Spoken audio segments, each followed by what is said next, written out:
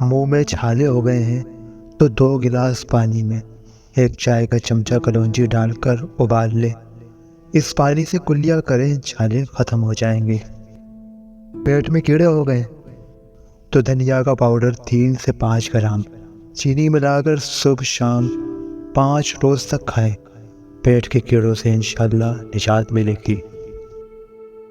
الٹی آ رہی ہے تو خشک دھنیا کے 3-4 دانے چبانے سے الٹی نہیں آئے گی۔ سبز دھنیا کے چند پتے چبانے سے بھی الٹی رک جاتی ہے۔ گیندے جیسی طاقت چاہتے ہو تو گلا ہوا امرود کھاؤ۔ کالا نمک چاٹ لو، 70 سال تک گلا بیٹھے گا نہیں۔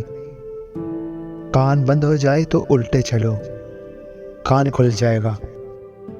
گورا رنگ چاہیے تو کھیرے کا رس نکال لیں، پھر اس میں آدھا چائے کا چمچہ ارک گلاب اور آدھا چائے کا چمچہ گلیسرین ملا کر چہرے پر لگائیں۔ اس سے رنگ صاف ہو جائے گا۔ روزانہ رات کو سوتے وقت لگانے سے آہستہ آہستہ اس سے چہرہ ہلکا ہلکا بلیچ ہونا بھی شروع ہو جائے گا۔ نہار منہ ماتھے پر بادام کا تیل لگایا کرو، 90 سال تک سر میں درد نہیں ہوگا۔ بھینس کے دودھ میں 3 کھجور کے دانے ڈال کر پیو، روز 1 انچ تک قد بڑھے گا۔ چنبل سے پریشان ہے تو 3 چمچ دہی کے پانی میں 2 چمچ رائی ڈال کر اتنا رگڑیں کہ مرہم بن جائے۔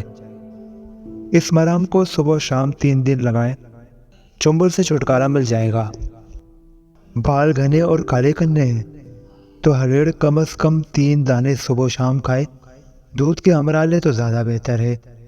اس سے معدہ بھی تندرست رہے گا اور بال بھی سفید نہیں ہوں گے، اور اگر بال سفید ہے تو مزید نہیں سفید ہوں گے۔ اگر خارش ہے پرانی تو دیسی اجوائن کا تیل لے کر خارش سے متاثرہ جگہ پر 3 سے 4 دن تک لگائیں، خارش انشاءاللہ ختم ہو جائے گی۔ چہرے کے داغ دھبوں سے پریشان ہو تو چہرے کے داغ دھبوں کو دور کرنے کے لیے ہلدی میں سرسوں کا تیل ملا کر چہرے پر کچھ عرصہ مستقل مزاجی سے لگائیں، چہرے کا رنگ صاف ہو جائے گا، نکھر جائے گا اور داغ دھبے دور ہو جائیں گے۔